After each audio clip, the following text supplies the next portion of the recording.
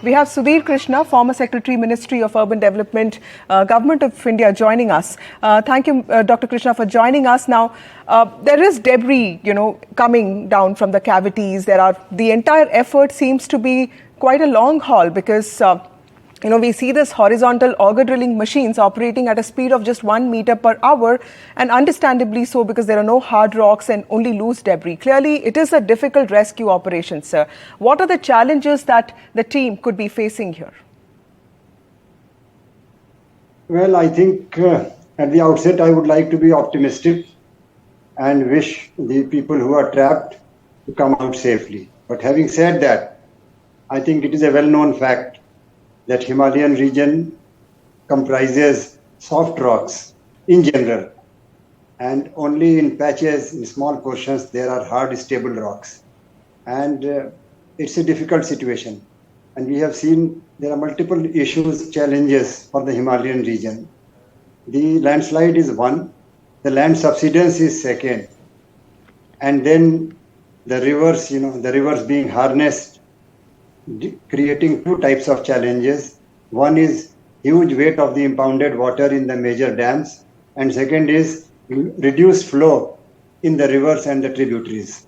All these are creating serious challenges, and I think this is one example. Today's situation in Silkyara is one example which should enlighten us to think about the future. For the people who are trapped, I only hope and pray, and I'm quite happy that government is taking serious measures, sincere measures, and I hope that this will work. Though I'm having a lot of anxiety also, because why did they try the first method where itself it was doubtful? But anyhow, those things are matter of inquiry, and I don't want to disturb all that. Let it go on smoothly. But seriously, we should think about development in the Himalayan region. I think that there is no better time than now. We are already a bit late, but we should not be later than this to rethink about the development strategy for the Himalayan region and the strategy for management and governance of the Himalayan region, particularly for infrastructure development. Right. Dr. Krishna, so this is clearly a very fragile ecology that is prone to landslides and also other conditions. And we also heard about the shotcrete method that the officials used. And yesterday I was listening to some officials saying that alarm systems should have been activated at such construction sites to avert such incidents in future. So what are the safety mechanisms that one can take to ensure that such untoward incidents don't happen? You see, the safety measures are of two kinds. One is the long-term planning perspective about the Himalayan region, what development should take place. And that is a very serious and large-scale question. The state government alone cannot handle, and government of India should not try to do it alone. Both have to work together along with a lot of experts, and both have to, have some kind of visionary approach also. See, for example, this whole project is intended primarily to reduce the travel time for 50 minutes to 5 minutes, allowing, two-way traffic, allowing SUVs to ply. I mean, what is a great hurry for SUVs to ply and to reach from one holy place to another. 50 minutes is not a long time.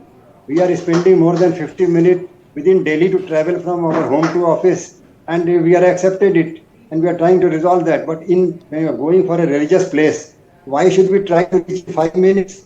Should we not be very patient to travel?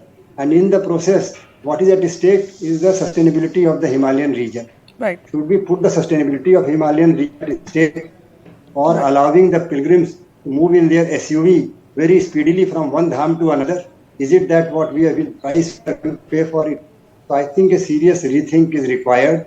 And there are standards also. There are Bureau of Indian Standards has developed standards for undertaking drilling operations, both through the tunnel boring machine and through the mechanical methods. So the standards have to be adopted.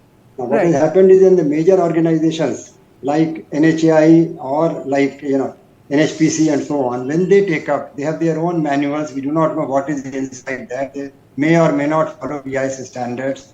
And above all, there is a national mission on sustaining the Himalayan ecology. There are Ministry of Housing and Urban Affairs standards like URDPFI guidelines. All these have to be integrated. These are the jigsaw puzzle pieces. They have to be integrated, and we must develop an Himalayan authority. Like we have got authority. Right. We also have Himalayan Dr. region. Charu Pant with us. Thank you, Dr. Krishna. Please stay with us. We also have Dr. Charu Pant with us. He's a senior geologist at the Kumaon University. Dr. Pant, I'd like to, ask you this question that Dr. Krishna also touched upon. Now, this Char Dham project, once finished, is expected to cut down the distance by 26 kilometers. I was looking at NFHS data. It also shows that access to hospitals has actually brought down maternal and infant mortality in these regions. Migration is quite high. So clearly, there is a need for infra development, but of course, with caution, like Dr. Krishna was pointing out. Char Dham project itself passes through 529 landslide-prone areas. So how can one ensure, the center ensure, that building rules are not violated when it comes to these big infra projects? You see, whenever there is development, we need good quality of roads and infrastructure in Uttarakhand. This is a border region. So I think it is essential to have good connectivity. For that, I think tunneling is the best solution.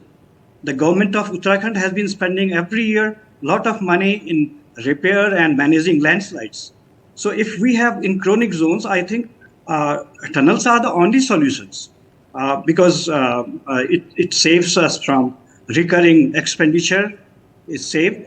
And so I think Silkyara is a situation where I have been there. But right now I am at Nainital. You see, there are rocks which are very highly folded and they are schistose. Schistose means they have already cleavages. They are very closely spaced. And the zone where this collapse has taken place is actually, we call it as wedge failure as well as planar failure. So it is actually a shear zone. What is a shear zone? Shear zone is an area. It is about 50 meters wide zone, which has been encountered where this mishap has happened, is a sort of highly pulverized, highly broken rocks. They are highly sheared. So the subsidence and sliding has taken place in such an area where there is a shear zone. Shear means the rocks are already weakened. Rocks have further been weakened by movements along certain faults. So that is the causative fact. So we have to see, as my another colleague was just telling, that it is essential to give us support. The situation today is good. I think by evening, the laborers would be rescued. We hope so. I had a talk with the experts there. So perhaps they would be rescued by the evening. Right. The situation is, although a little bit confusing there, but the laborers are getting relief.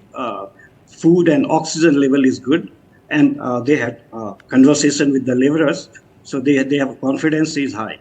Right.